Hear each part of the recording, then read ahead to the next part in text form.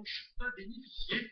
Dans le deuxième chapeau également, les Olympiens retrouveront dans le groupe F Naples, dauphin de la Juventus l'an passé en Serie A, Arsenal, issu des barrages, et surtout le Borussia Dortmund, finaliste l'an dernier de l'épreuve. Deux équipes déjà affrontées il y a 2 saisons en phase de poule.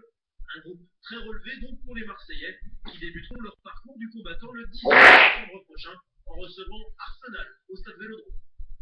On a déjà battu Dortmund 2 fois par le passé. On connaît Arsenal parce que dans le même pool, on avait eu Dortmund, Arsenal et l'Olympiakos. Là, il n'y a que Naples qui change. Et c'est un morceau, donc ça ne sera pas facile pour nous. Arsenal ou Dortmund, on les a joués récemment. Et Naples, c'est une ville qui ressemble beaucoup à Marseille, dans le tempérament méditerranéen. Donc, on va pouvoir s'y frotter sur le terrain et nos supporters vont pouvoir comparer et montrer que c'est des belles ambiances, que ce soit Naples, Arsenal ou Dortmund, mais qu'à Marseille aussi, il y a des belles ambiances. Meilleur joueur de la saison 2012-2013 est Franck Ribéry. Un immense honneur pour Franck Ribéry. En marge du tirage au sort de la Ligue des Champions, le Français a été désigné joueur UEFA de l'année. Les 53 journalistes votants ont donc récompensé sa saison exceptionnelle avec le Bayern Munich, un triplé historique Ligue des Champions Coupe Championnat.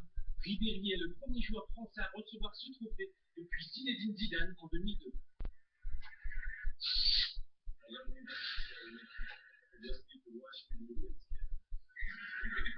Du Zlatan dans le texte, parlant d'un tournoi promotionnel organisé par l'un de ses sponsors, hier à Paris, Zlatan Ibrahimovic a réservé au public et aux médias quelques-unes des punchlines qui ont contribué à sa légende.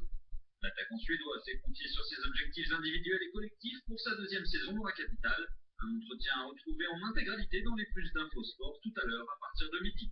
Nous voulons tout gagner, évidemment. Je ne pense pas qu'il faut se concentrer sur un seul trophée, parce que dans ce cas, on se relâche sur les autres compétitions. Être impliqué à 100% dans chacune des compétitions à laquelle vous participez vous aide à rester vigilant, à ne pas s'endormir. C'est notre objectif et je crois que les investisseurs ne se contentent pas d'un seul trophée non plus. Ils veulent en remporter beaucoup. Je pense que nous avons toutes les cartes en main. Nous sommes tellement forts que nous pouvons tout gagner. Nous nous entraînons très dur, tout est nouveau pour nous. Le centre d'entraînement a été rénové, donc nous évoluons dans un cadre encore meilleur. Toutes les conditions sont réunies pour que nous devenions ce grand rêve que nous voulons incarner. Le Stade français, dans son nouveau jambouin, après 3 ans de travail.